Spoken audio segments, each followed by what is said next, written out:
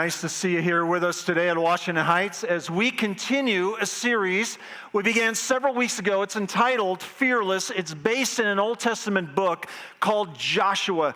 And we've been looking at a whole bunch of different scenarios in that book which point out how we can operate out of faith or we can operate out of fear. And really we've been trying to learn how can we be more fearless and more faith-filled.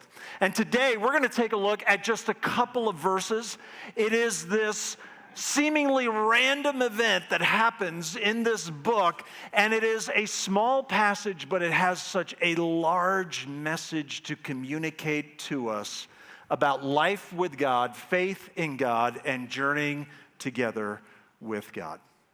Let me begin our thinking in that direction here by telling you a true story.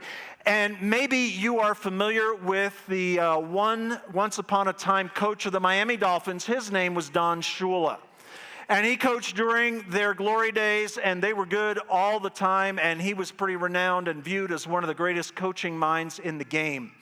And while he was at the top of his game, one year, he and his wife were vacationing in Maine. So they're all the way down in South Florida. They're vacationing up in Maine. And one night, they decide to go to see a movie. And they go to a movie theater, and they realize there's not a lot of people here. And sure enough, as they go inside, they walk into the theater where they're going to see their movie, and there's just a handful of people there. And when they open the doors and walk in, everybody looks around, and everybody starts applauding. And Don Shula's thinking, wow, that's pretty impressive. That they would, recognize me. Far from, our home base and where our fans are. Wow. So he goes and sits down. He's a couple seats away from a guy, and he turns to him and he says, wow, that's kind of a, just an inspiring thing that you would recognize me here, this far away from there. And, it's just, wow. And the guy looks over at him and says, should I know you? Because the manager said he wasn't going to start the movie till there were 10 of us, and you and your wife made 10.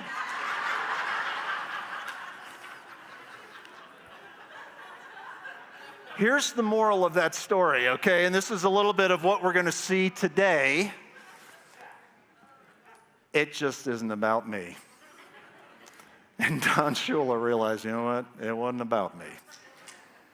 And sometimes it includes me, but it is not ultimately about me.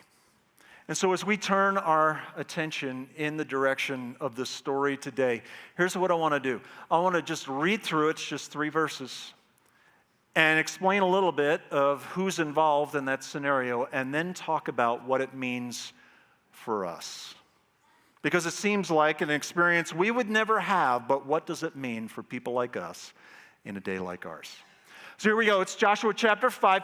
When Joshua was near the town of Jericho, he looked up and he saw a man standing in front of him with a sword in hand. In other words, the sword is drawn. And in that day, when a sword was drawn, it meant one thing. It was an offensive position. This was somebody who is ready to do battle.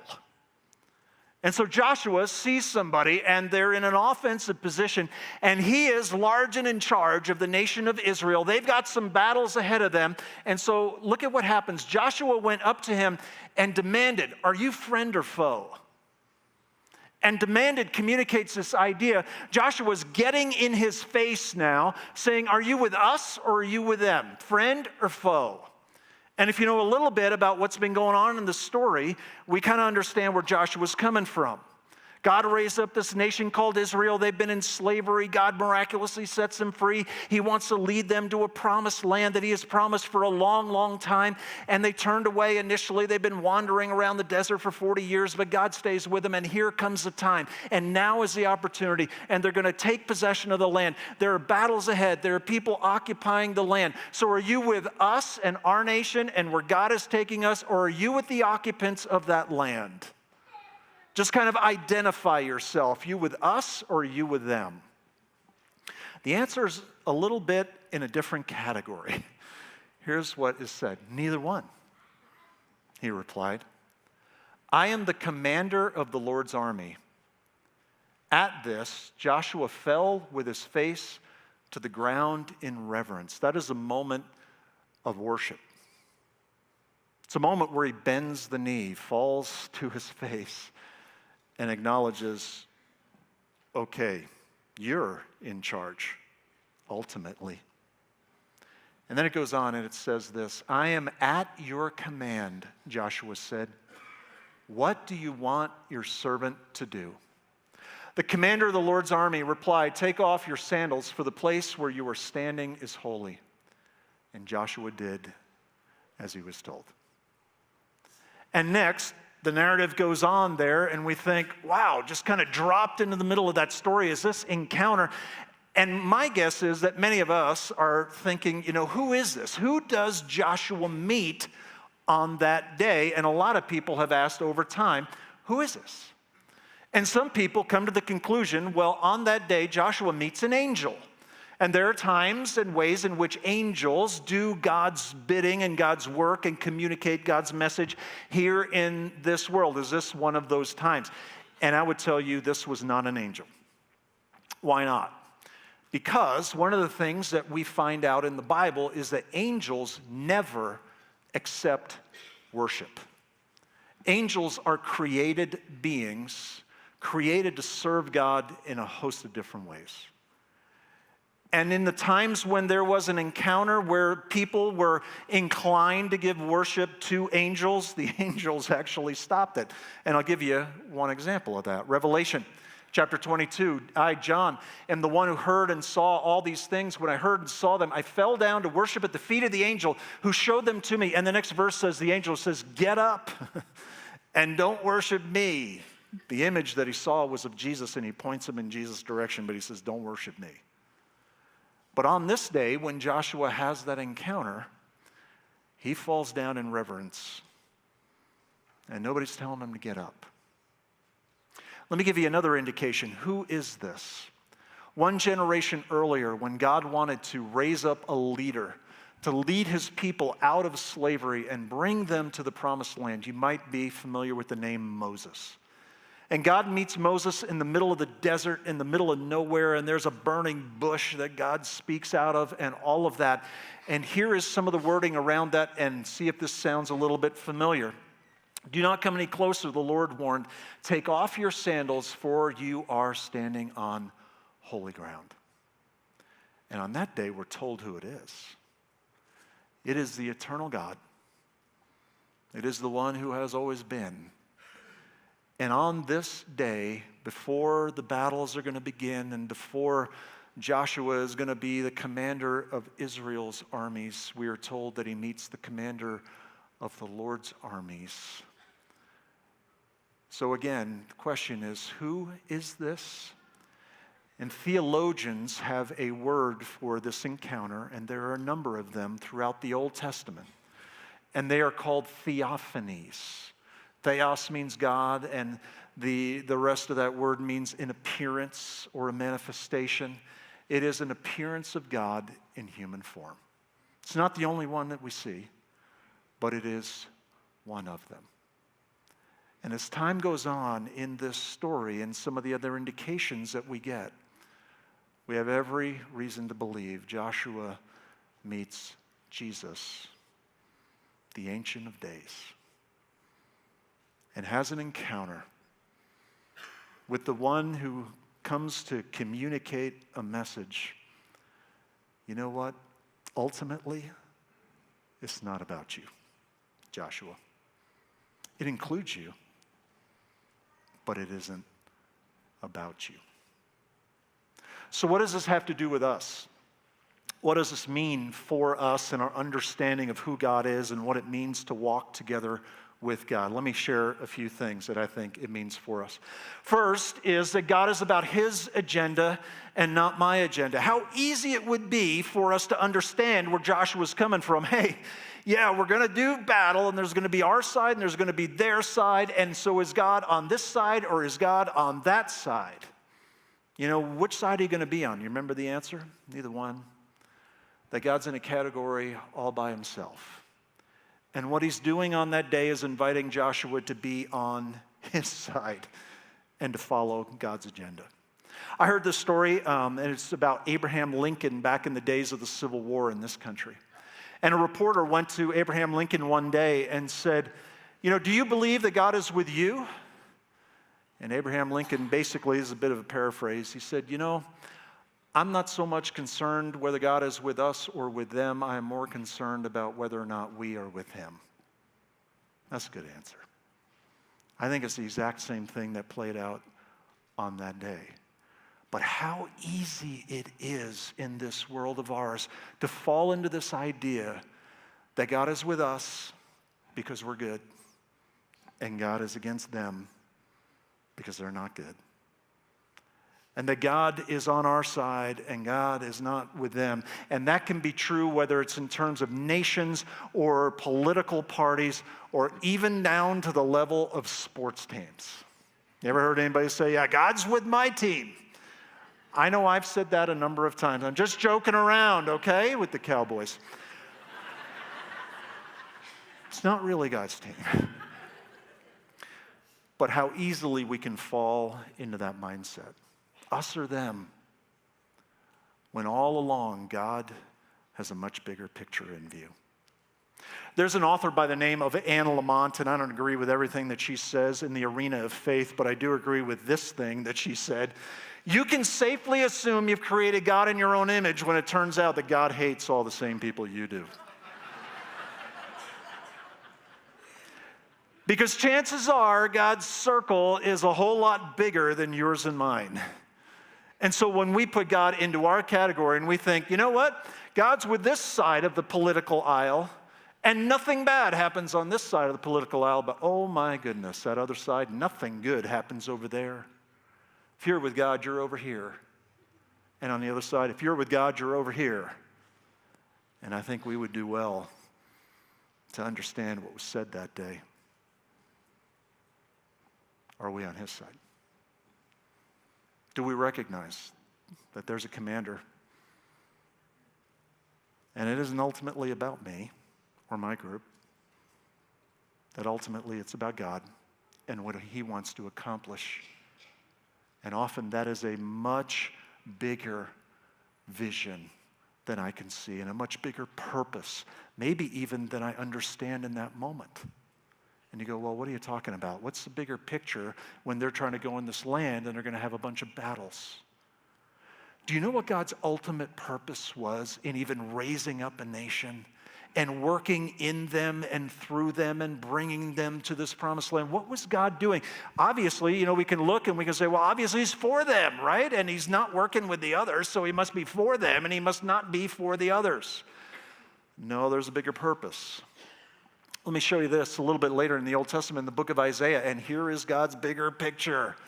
He says, God, you will do more than restore the people of Israel to me. I will make you a light to the Gentiles, and you will bring my salvation to the ends of the earth. What was God doing in this nation? You know what he was doing?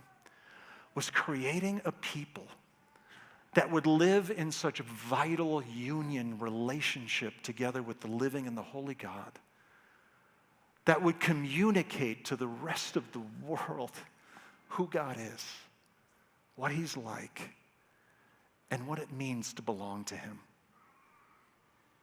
See, God's purpose from the very beginning is to redeem and to restore, and he's not selective in saying, well, I like this group and I don't like that group. He's saying, and I want that for everyone. And so Joshua, even here and now in this moment where there's going to be this battle for this promised land, it isn't just about that. There's something much bigger that God is at work doing. And it includes you, but it isn't about you. And Joshua on that day comes to recognize, oh yeah, there's somebody over me. And I will bend the knee. And you remember what he said? What is your command? Basically, just tell me what to do. And that's what I'll do. God is about his agenda. And a lot of times his agenda, much bigger than what we can see. And may there not be those moments into which we fall into that idea, that trap of saying, us or them. From time to time, I get asked the question, Why don't we talk more about politics, on Sunday mornings here at Washington Heights? Usually it's in an election year and often a presidential election year. And let me give you kind of the short answer to that question. And my family can kind of vouch for this, because if you said to me, do you have political views? I do. Chances are, if you give me a political view, you know what I'm going to do? I'm going to argue the opposite side, which probably tells you more about my messed up personality than anything, but that's just often how it goes. But here's the thing. In a world where God's light is so necessary and needed, and where God is longing to restore and redeem and welcome people into a relationship with him, how sad it would be to show up here and to get my or anybody else's political views. I think that's kind of aiming a little bit low. And God's purpose is higher. And even what we're a part of today was created to carry out what God has been doing from the very beginning. Us or them, you know what? We're with him. We're with the God who is seeking to redeem and to restore. And you know who it's for? It's for everybody. Is it for the people who are opposed to him today and deny that there even is a God? You bet it is. And so we're with him. Here's another aspect of what that story means. That God is my king, not my consultant. And sometimes we can view God as being there with us, for us, and to help us in what we're doing. There were a number of little statuettes in the region of where all these battles are going to play out that have been recovered. And a lot of times we think of statues and we think of huge stone or wood things that are just ginormous.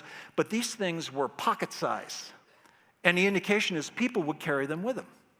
And so the idea was, I got God going with me. And of course, God's going to be there. And if I ever need it, I'll kind of pull out my statue and, have that, ready to go, because, God is there to help me.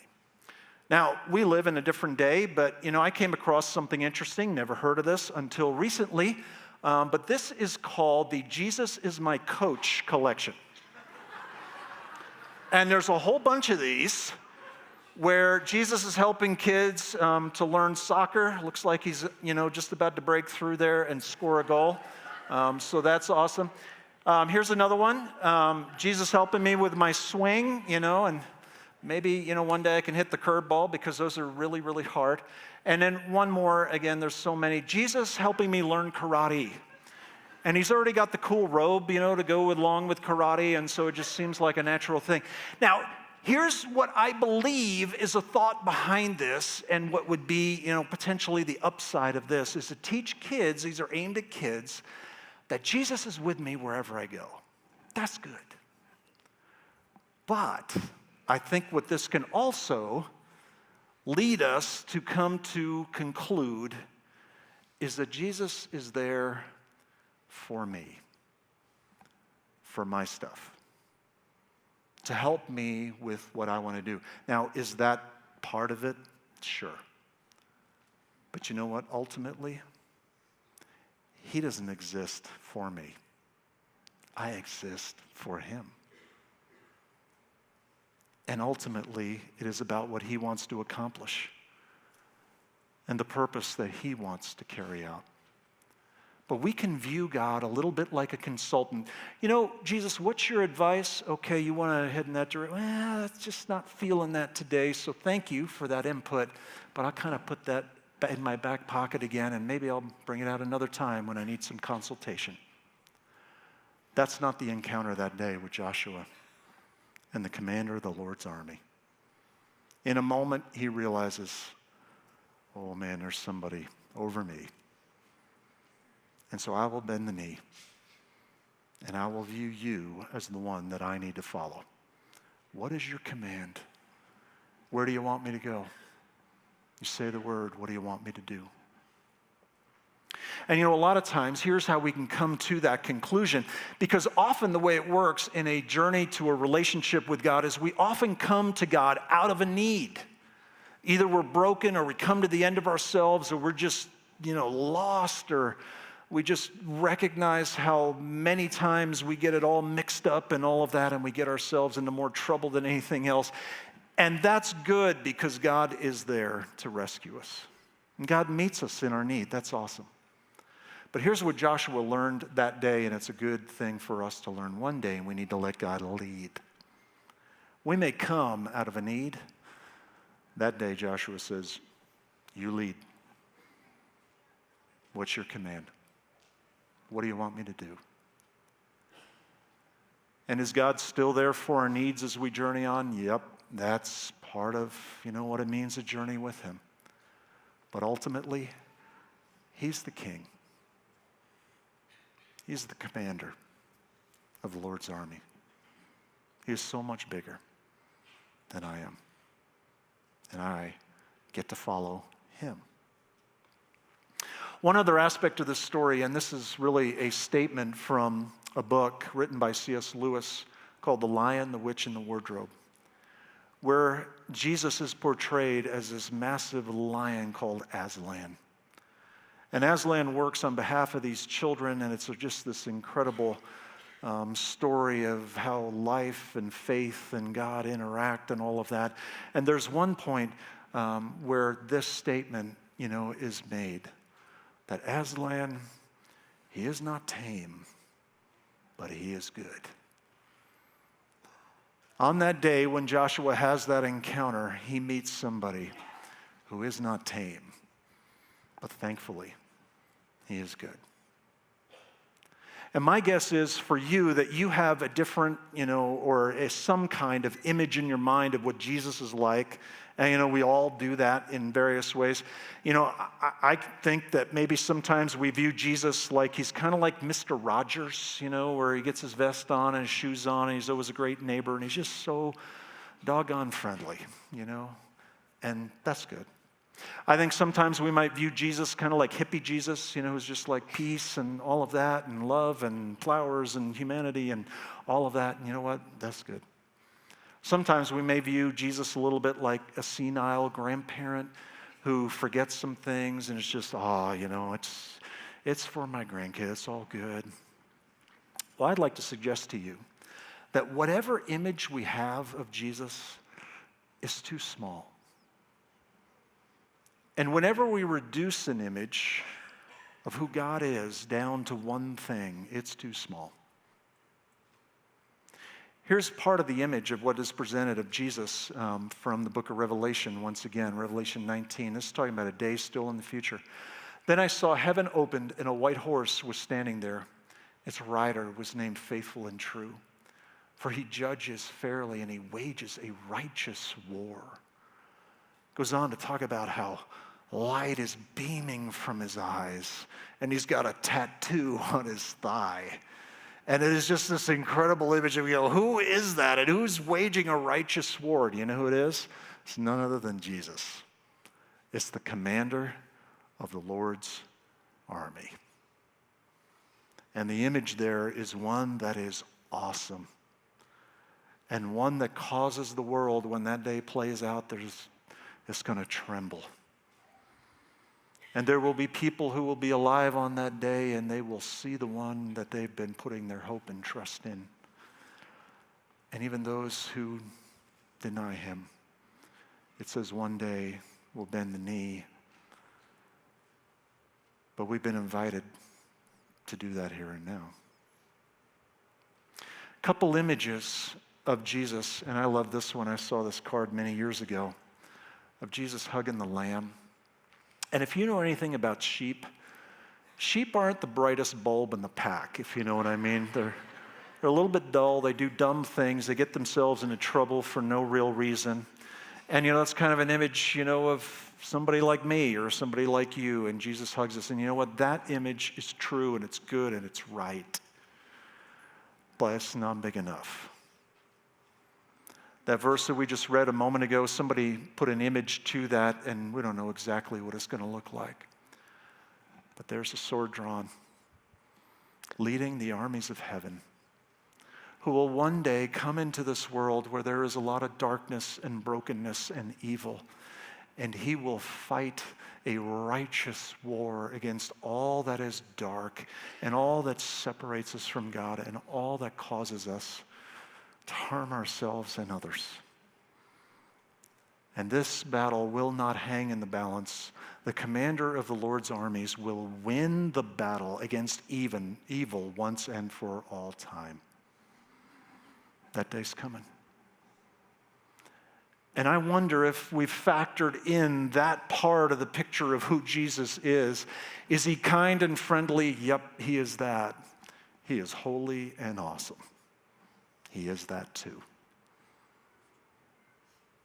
And one of the things that I'm convinced that is so vital to our understanding of God's love for us and what it means to be in a relationship with him is that when we capture this kind of image about how great and awesome God is, it helps us to appreciate the mercy of God all the more.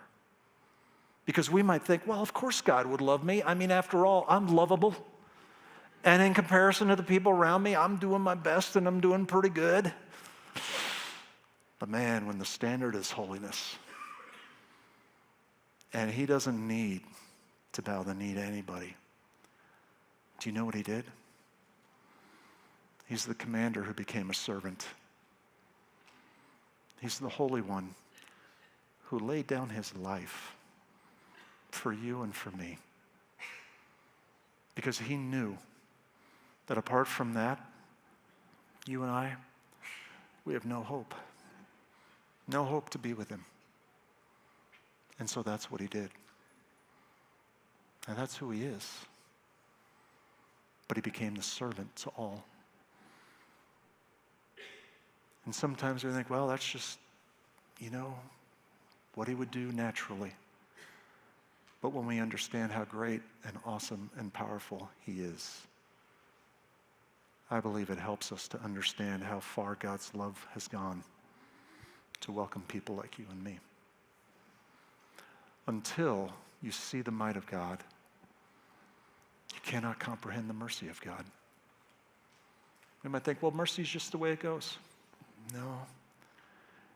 It comes from the heart of the God who is holy and awesome. And what is our response and reaction to that? I pray that it would be the same as Joshua on that day. What is your command? What do you want me to do? May there be a day where God leads and we follow. In just a moment, we're going to come to this communion table, and today, normally we do this before the message. We thought today, in light of this message, that it would lead us nicely into this time where these elements represent Jesus' willingness to sacrifice himself for us. This is the servant of all. And in these elements are going to be distributed in the next several moments. They're my encouragement to you as Mike and the team lead us in a couple more songs here, is that we would see the majesty and the might of God, and we would also see the mercy of God that's given to us not because we deserve one iota of it, but because that's what he's given to us. So please bow your heads together with me, and let me pray as we move in that direction. Lord Jesus, thank you for who you are. Thank you for your power, your majesty, your goodness, and your greatness to us. And God, as we try to really understand exactly what that means and what that's like, may we also see your mercy on full display for us all. And even around the communion table and during this time, God, we have the opportunity to see a little bit more of all that you are. And so meet us in these moments, I ask. And God, may you turn our hearts and our attention in your direction. And I ask, God, that you would lead us on, and that our heart's desire would be to say, what is your command? And so, God, we thank you for the many ways in which you bless us. May we enlarge our vision of who you are. And we ask and we pray all of this in Jesus' name. Amen.